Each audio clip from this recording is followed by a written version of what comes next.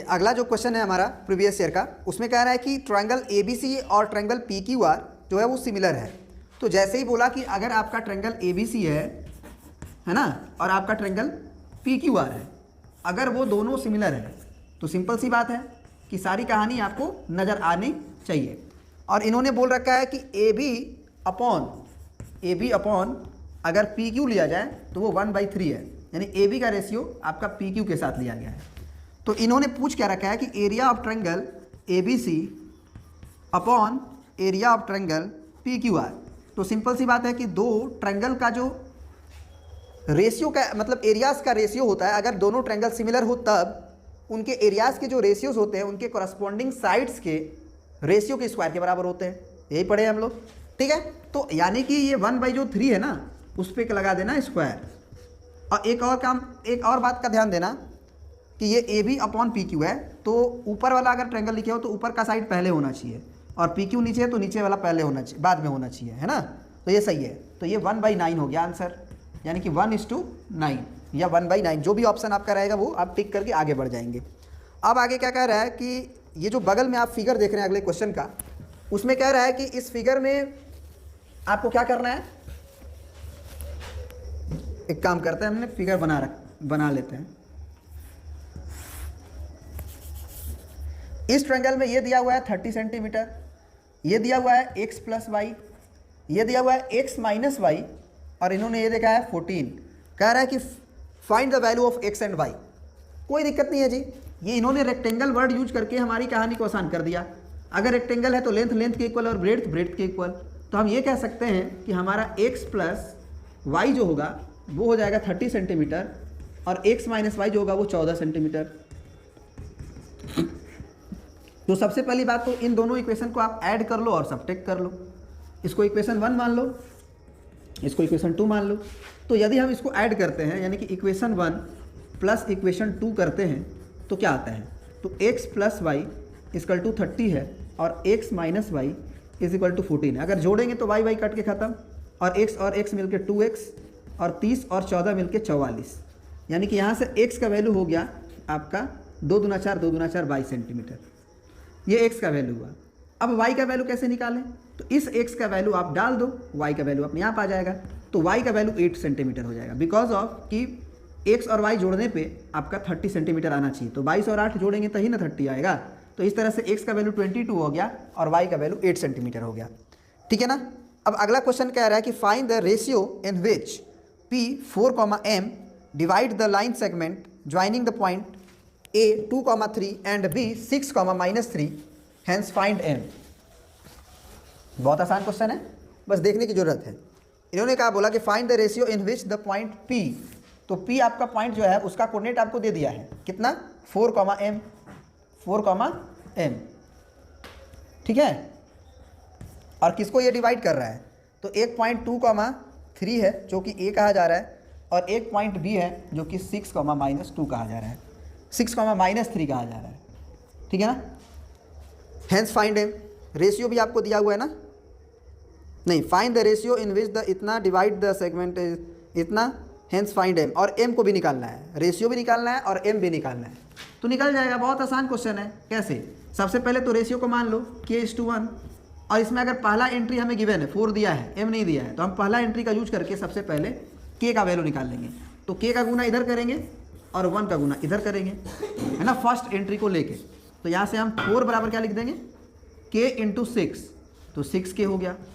1 का गुना 2 में, 1 × 1, इसीलिए जो भी रेशियो होता है ना, रेशियो कांस्टेंट, उसका मल्टीप्लाई दूर में किया जाता है, ऐसे याद रखना है। और फर्स्ट एंट्री यूज करेंगे तो हर जगह फर्स्ट एंट्री, तो K × 6, 6K हो गया। 1 × 2, सॉरी गलती लिखे हैं यहाँ पे, 1 × 2 होगा, 1 नहीं होगा, 2 होगा, और डिवाइडेड बाई M + N, यानी कि K + 1। अब क्रॉस मल्टीप्लाई कर लें आप, है ना। तो यहाँ से क्या आ जाएगा, 4 × K, और 4 का 1 में होगा तो 4 × 1 = 4, और = 6K + 2। 6K को इधर भेजें या 4K को उधर भेजें, तो 4K को उधर भेज दो, 2 को इधर लेके आ जाओ। तो 2 जब इधर आएगा तो 2 बन जाएगा घट के, और 4K उधर जाएगा तो 2K बन जाएगा। तो K का वैल्यू तो आ गया भैया 1:1, K का वैल्यू आ गया 1:1, क्योंकि 2 से 2 कट जाएगा। इसका मतलब कि K मिड पॉइंट था, K क्या था, मिड पॉइंट था, तभी तो 1:1 आया ना। के का वैल्यू। तो अगर के का वैल्यू 1:1 आ गया तो हम लोग एम का वैल्यू आराम से निकाल सकते हैं मिड पॉइंट थ्योरम से। एम का वैल्यू क्या हो जाएगा, सेकेंड एंट्री यूज किए हैं तो सारा सेकेंड एंट्री यूज करेंगे, ध्यान रहे। तो क्या होगा 3 + -3 डिवाइडेड बाई 2, यानी कितना होगा 3 - 3 0 डिवाइडेड बाई 2 यानी कि 0। तो इस तरह से एम का भी वैल्यू हम निकाल लिए, ठीक है ना। अब बढ़ते हैं हम लोग नेक्स्ट क्वेश्चन की तरफ। इसमें कह रहा है, प्रोबेबिलिटी का क्वेश्चन है वैसे, कि 2 different dice toss together, 2 different dice को एक साथ टॉस किया जाता है। Find the probability of getting a doublet. अब जरा सोचो कि 2 कॉइन को अगर एक साथ उछाला जाता है तो क्या होता है। ये 36 पॉसिबल आउटकम हो सकते हैं, 1 से लेके 6 तक। 2 कॉइन को, 2 डाइस को अगर एक साथ उछालते हो तो, अब 2 डाइस को एक साथ उछालते हो तो इसमें डबलेट किसे कहते हैं। डबलेट का मतलब होता है कि दोनों नंबर सेम हो, जैसे 1 1 2 2 3 3 4 4 5 5 6 6, ये डबलेट है। तो जरा बताओ कि तुम्हारा डबलेट आने की प्रोबेबिलिटी पूछी जा रही है, प्रोबेबिलिटी ऑफ डबलेट। तो इसका मतलब ये तो 6 आउटकम्स हुए और टोटल आउटकम तो आपको 36 नज़र आ रहा होगा, तो ये 1/6। इसका कहानी खत्म हो गया। अब इसी क्वेश्चन में दूसरा नंबर क्वेश्चन कह रहा है कि find the probability of getting a sum 10 of the number of the 2 dice. यानी दोनों डाइस पे जो नंबर आ रहे हैं, जो कॉमा के पहले लिखा होता है वो पहले डाइस पे नंबर होता है, और कॉमा के बाद जो लिखा होता है वो दूसरे डाइस पे नंबर होता है, ठीक है। तो दोनों डाइस पे आने वाले नंबर का सम कितना हो जाए, 10 हो जाए, इस बात की क्या प्रोबेबिलिटी है। तो जरा आप देखो क्या क्या आएगा तो 10 आ सकता है। सबसे पहले तो पहला रो जो है उसमें आपको कभी भी 10 नहीं आ सकता है। क्या आ सकता है, नहीं आ सकता है, क्योंकि पहला एंट्री 1 है और दूसरा एंट्री मैक्सिमम से 6 जा सकता है। तो 1 6 से तो 7 ही पॉसिबल है, तो 10 तो आएगा नहीं। दूसरा से भी पॉसिबल नहीं है, क्योंकि दूसरा से 2,6 होगा, तो 2,6 जो होगा उससे मैक्सिमम 8 आ सकता है, 10 नहीं आ सकता है। 3 और 6 से भी नहीं आएगा, 3 6 9 होता है। 4 से आ सकता है, 4 और 6 एक आ गया, उसमें से निकाल लीजिए 4 6, एक 4 6 हुआ तो एक 6 4 भी हो जाएगा लास्ट से, और एक हो गया 5 5। ये 3 पॉसिबिलिटीज़ हैं जिससे कि उन दोनों डाइस पे आने वाले नंबर का सम क्या हो जाए, 10 आ जाएगा। तो अब 10 आने की प्रोबेबिलिटी कितनी हो गई, 3 डिवाइडेड बाई टोटल, क्योंकि आने को तो कुछ भी आ सकता है 36। तो 3 1 जा 3 और ये हो जाएगा 3 1 जा 3 और 3 2 जा 6, यानी कि 1/12, ठीक है ना। तो ये ऑप्शन आपका सही हो जाएगा, 1/12 जो भी रहेगा ऑप्शन, ठीक है। फिर अगला क्वेश्चन ही एक प्रोबेबिलिटी का है, कह रहा है कि N integer is chosen at random between 1 and 100, find the probability that it is divisible by 8, और दूसरा है नॉट डिविजिबल बाई 8। जरा सोचो कि 1 से लेके 100 के बीच, इन्होंने बड़े ध्यान से क्वेश्चन पढ़ना होगा। N integer is chosen at random between 1 and 100, यानी कि कहाँ से कहाँ तक, 2 से लेके 99 तक, 2 से लेके 99 के बीच के नंबर को में से एक नंबर को सिलेक्ट किया जाता है, और वो नंबर 8 का मल्टीपल हो जाए, इस बात की क्या प्रोबेबिलिटी है, ठीक है ना। Random between 1 and 100, find the probability that it is divisible by 8। तो सबसे पहले 8 से डिविजिबल क्या होगा, तो उसमें क्या होगा, 8 होगा, 16 होगा, है ना, 24 होगा, 32 होगा,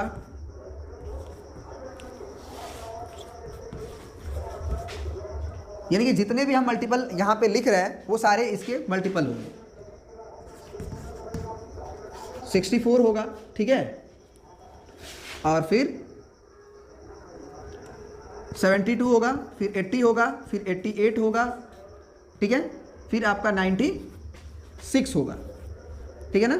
फिर इतना ही होंगे, क्योंकि इससे ज़्यादा हो नहीं सकता है। तो टोटल जो डिविजिबल हैं हमारे 8 से डिविजिबल है वो कितने हो सकते हैं, तो 1 2 3 4 5 6 7 8 9 10 11 12, टोटल 12 हुए। और टोटल नंबर्स कितने हुए, तो ये सोचो कि अगर 1 से लेके 100 तक नंबर होते तो टोटल 100 नंबर गिने जाते। अब 1 को भी छोड़े हो और 100 को भी छोड़े हो, 2 नंबर छोड़ दिए तो टोटल नंबर 98 हुए, क्योंकि 1 से लेके 100 तक अगर गिना जाए तो टोटल 100 नंबर होते हैं। 1 2 3 ऐसा है ना, जैसे 5 तक है, 1 से 5 तक तो 5 नंबर हुए, लेकिन 1 को और 5 को दोनों को हटा दो तो 3 ही नंबर बचे। उसी तरह से 1 से लेके 100 तक अगर टोटल 100 नंबर हैं तो 1 को छोड़ दो और 100 को छोड़ दो, 2 से लेके 99 तक काउंट करो तो 98 हुए। तो इस तरह से हम लोग 98 से डिवाइड कर देंगे।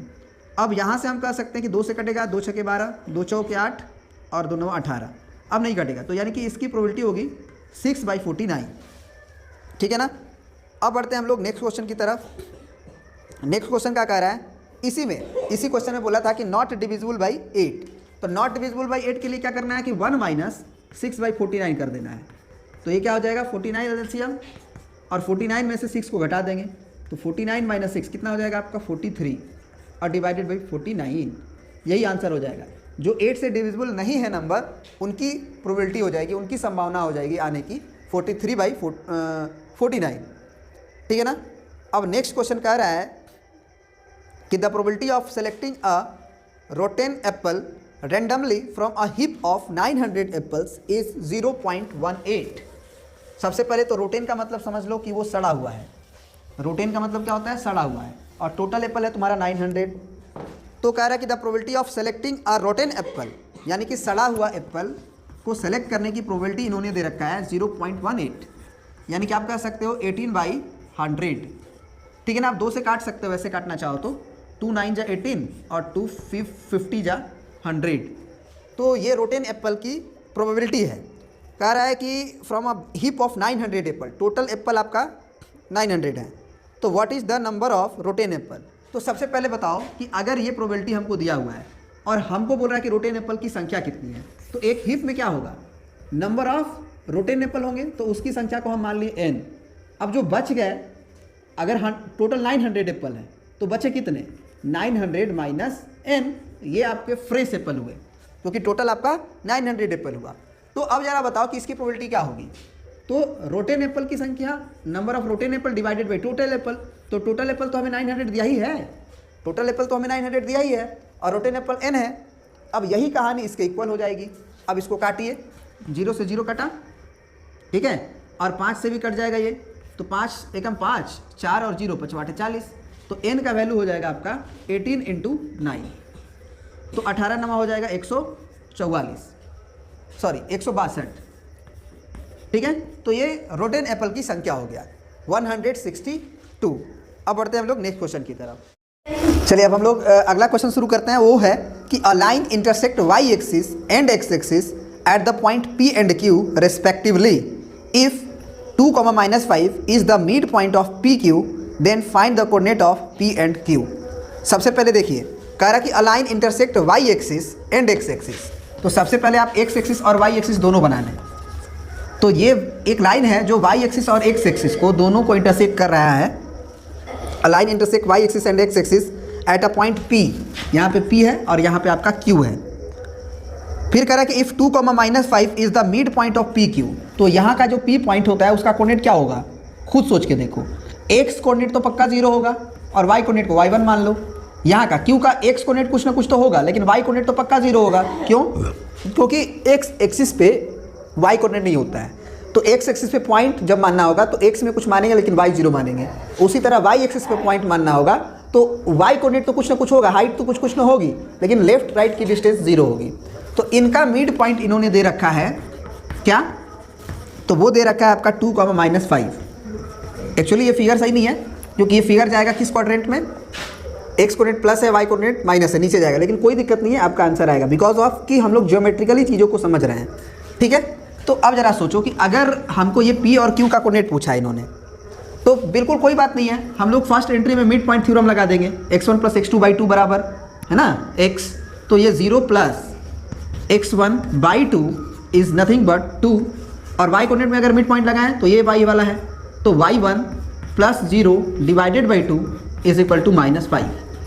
तो यहाँ से क्या हो जाएगा, x1 का वैल्यू 2 × 2 = 4, यहाँ से y1 का वैल्यू -5 × 2 = 10।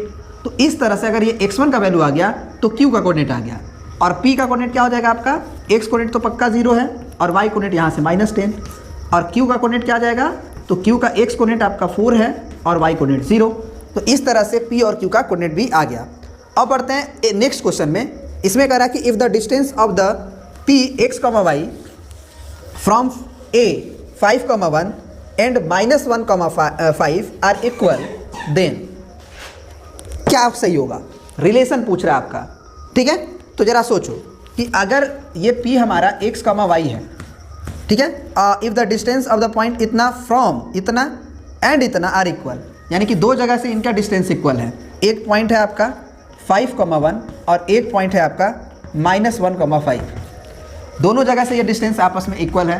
तो रिलेशन क्या होगा ये बताना है। कोई दिक्कत नहीं है, ये डिस्टेंस और ये डिस्टेंस को हमको इक्वल करना है, तो इसको मान लेते हैं ए बी और इसको मान लेते हैं बी सी। तो हम लिख देंगे कि ए बी बराबर क्या होना चाहिए, बी सी होना चाहिए। तो ए बी का वैल्यू क्या होगा, ए बी का स्क्वायर कर लो, दोनों तरफ स्क्वायरिंग करने से भी बराबर होगा। तो डिस्टेंस फॉर्मूला में क्या लिखते हो, x2 - x1, तो x - 5 का होल स्क्वायर और प्लस y - 1 का होल स्क्वायर। बस रहने दो, अंडर रूट नहीं लगाओ क्योंकि हमने स्क्वायर पहले ही कर रखा है। और बी सी जो डिस्टेंस होगा वो अंडर रूट ऑफ ये होगा, लेकिन स्क्वायर के चलते अंडर रूट गायब। फिर x माइनस, और यहाँ भी माइनस है तो ये +1 हो जाएगा, इसका होल स्क्वायर प्लस y - 5, तो y - 5 का होल स्क्वायर। तो इस तरह से ये हो जाएगा, इसको आप ब्रेक करो तो ये हो जाएगा a square plus b square यानी कि 25 और 2ab का मतलब -5 दूना के 10x। और फिर यहाँ से a - b का होल स्क्वायर फिर से, तो a square plus b square यानी कि 1, क्योंकि 1 का स्क्वायर 1 ही होगा, और -2ab तो 2 × y। और इधर फिर a + b का होल स्क्वायर, तो x square plus 1 square plus 2ab यानी कि 2x। फिर प्लस यहाँ से y स्क्वायर प्लस 5 स्क्वायर, ठीक है ना, 25 और -2ab यानी कि 5 गुना के 10y।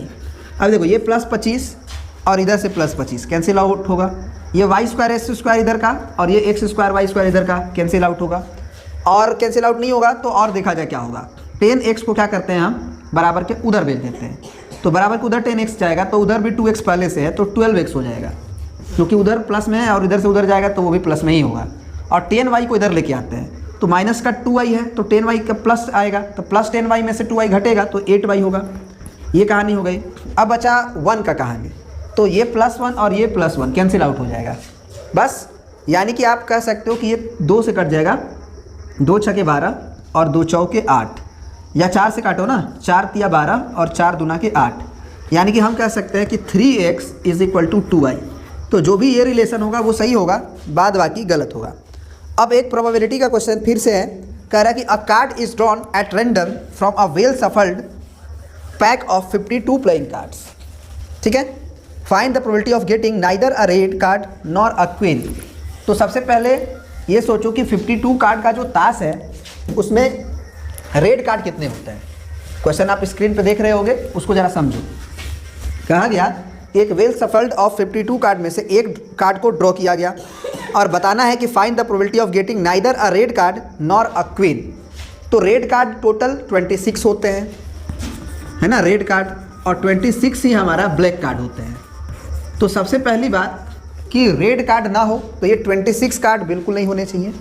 और दूसरा का क्वेश्चन कह रहा है कि क्वीन कार्ड नहीं होना चाहिए। क्या नहीं होना चाहिए, क्वीन कार्ड नहीं होना चाहिए।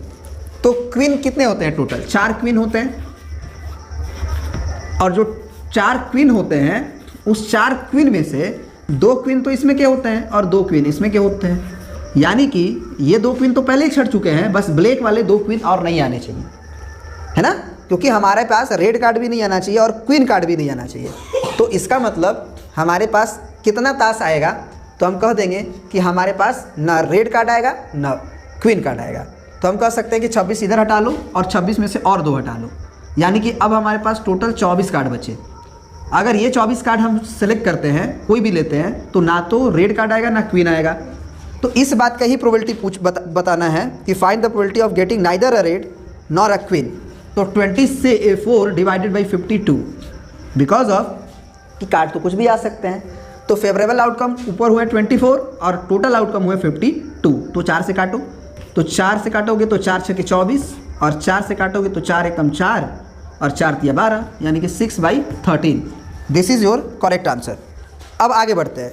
अगला क्वेश्चन कह रहा है कि let P and Q be the points of trisection of the line segment joining the point A 2, -2 and B -7, 4 such that P is nearer to A and find the coordinate of P and Q। तो सबसे पहले ये देखो, ये आपके पास A है और ये आपके पास B है। A का कोऑर्डिनेट इन्होंने दे रखा है 2, -2 और B का कोऑर्डिनेट इन्होंने दे रखा है -7, 4 और बोला है कि P जो पॉइंट है वो नियरर टू A है। तो A के नियरर बना लो और Q B के नियरर हो गया। ट्राई सेक्शन का क्या मतलब होता है, 3 पार्ट में बांटना। तो ये पॉइंट और ये पॉइंट हो जाएगा, तो एक पार्ट ये, एक पार्ट ये, एक पार्ट ये, 3 पार्ट में बट ही गया। अब P और find the coordinate of P and Q। तो P और Q का कोऑर्डिनेट निकालना है, कुछ नहीं है, बहुत आसान है, 1:1:1 होगा। तो अगर हम डायरेक्ट अगर P का कोऑर्डिनेट निकालना हो बाय द वे, तो हम कह सकते हैं कि ये 1 1 मिलके 2 हो गया, यानी कि ये रेशियो 2 की तरह वर्क करेगा। ठीक है, यहाँ से यहाँ तक, और ये हम इस 2 मान सकते हैं 1, यहाँ से लेके आपका यहाँ तक। तो फिर 2 का गुना b में होगा और 1 का गुना इस a में होगा, तो आपका p का कोऑर्डिनेट निकल आएगा। ठीक है ना, तो p का x, y मान लो, तो p का जो x कोऑर्डिनेट होगा उसके लिए हम लिखेंगे इस 2 का मल्टीप्लाई उधर। अगर पहला एंट्री यूज किया तो हर जगह पहला एंट्री ही यूज करेंगे। तो इस 2 का गुना -7 में, तो 2 × -7 और प्लस है ना mx2 plus nx1 by m plus n, तो mx2 हो गया। अब इस 1 का मल्टीप्लाई, इस 1 का मल्टीप्लाई इधर, तो इधर 2 में होगा और divided by m plus n, तो m प्लस n कितना हो जाएगा 2 + 1, यानी कि ये x का कोऑर्डिनेट कितना हो गया -7 दूना के 14 और प्लस 2 1 जा 2 और डिवाइडेड बाई 3, यानी कि ये हो गया -12/3, यानी कि 3 चौके 12 -4। तो x कोऑर्डिनेट तो यहाँ का p का आ गया। अब y के लिए y का कोऑर्डिनेट को यूज करो सारा जगह, 2 का गुना उधर का y कोऑर्डिनेट में, यानी कि 4 में, 2 × कितना हो जाएगा 4 प्लस इस 1 का मल्टीप्लाई दूर में इधर, तो माइनस का 2 में, तो यानी कि 1 × -2 और divided by m plus n, तो यानी कि 2 + 1, और ये किसके इक्वल हो जाएगा, तो ये y कोऑर्डिनेट के इक्वल हो जाएगा। ठीक है, तो ये कितना हो जाएगा हमारा 4 × 2 = 8 -2 1 जा 2 डिवाइडेड बाई 2 और 1 3, तो ये हो जाएगा 6 डिवाइडेड बाई 3, यानी कि 3 × 2 = 6। तो इस तरह से p पॉइंट का कोऑर्डिनेट हमारा आ गया, वहाँ से -4 और यहाँ से 2, तो इस तरह से p का कोऑर्डिनेट आ गया। उसी तरह से अब हमको q का अगर कोऑर्डिनेट निकालना है तो उसके लिए हम ज़्यादा वर्क नहीं करेंगे, बिकॉज ऑफ कि ये 1:1 है। तो अगर ये 1:1 है तो हम ये कह सकते हैं कि इसके लिए मिड पॉइंट है। तो ये पॉइंट तो हमारा आ चुका है, कितना -4,2 -4,2। तो अब हम लोग क्या करेंगे, x1 + x2/2 y1 + y2/2, तो -4 और प्लस यहाँ से -7 और डिवाइडेड बाई 2 जब करेंगे तो ये q का x कोऑर्डिनेट होगा। तो ये 7 और 4 दोनों होगा माइनस में ही, तो 11 हो जाएगा, यानी कि x का कोऑर्डिनेट हो जाएगा -11/2। अब y कोऑर्डिनेट के लिए y को जोड़ो, तो 4 और 2 है, तो 4 + 2 डिवाइडेड बाई 2, ये y कोऑर्डिनेट होगा, यानी कि 4 × 2 = 6/2, यानी कि 3, यानी कि q का कोऑर्डिनेट हो गया -11/2, 3। तो इस तरह से फाइनल आंसर आपका p का कोऑर्डिनेट आपका आया हुआ है -4,2 यहाँ से, और q का कोऑर्डिनेट आपका यहाँ से आया हुआ है -11/2, 3। This is your correct answer. ठीक है ना। अब हम लोग बढ़ते हैं नेक्स्ट क्वेश्चन की तरफ, और नेक्स्ट क्वेश्चन को ज़रा देखिए, और ये लास्ट क्वेश्चन है।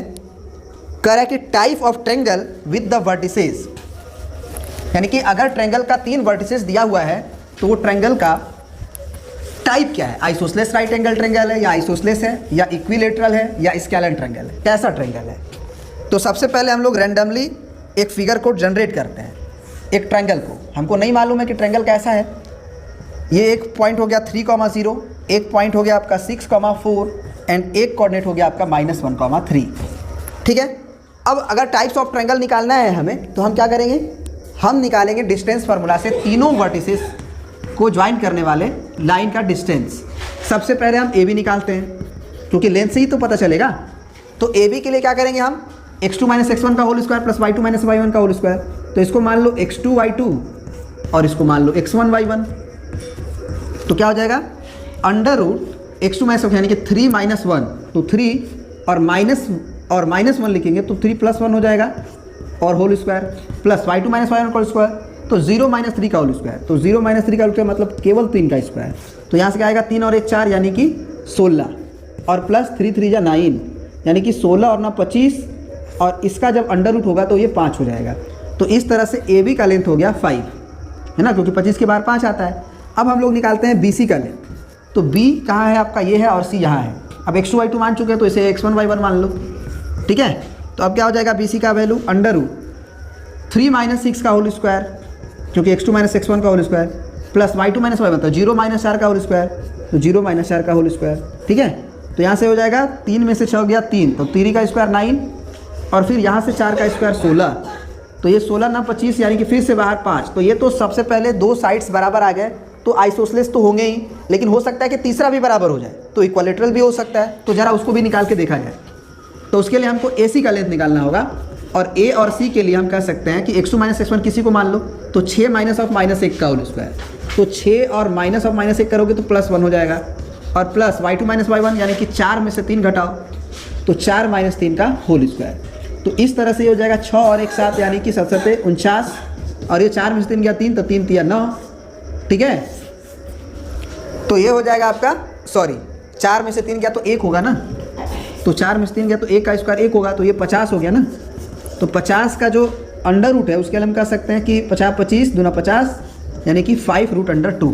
तो अब ध्यान से देखो, ए बी और बी सी को जरा जोड़ के देखो, ए बी और बी सी 5 और 5 को जोड़ोगे तो 10 आएगा। तो निश्चित रूप से ये आइसोसेलेस ट्रायंगल है, हो गया ना, क्योंकि ये राइट एंगल नहीं हो सकता है ना, क्योंकि दोनों के अगर स्क्वायर को भी करके जोड़ा जाए तो आ सकता है क्या, तो देखा जाए A B square plus B C square क्या हमारा ए सी स्क्वायर को कर लेगा फुलफिल।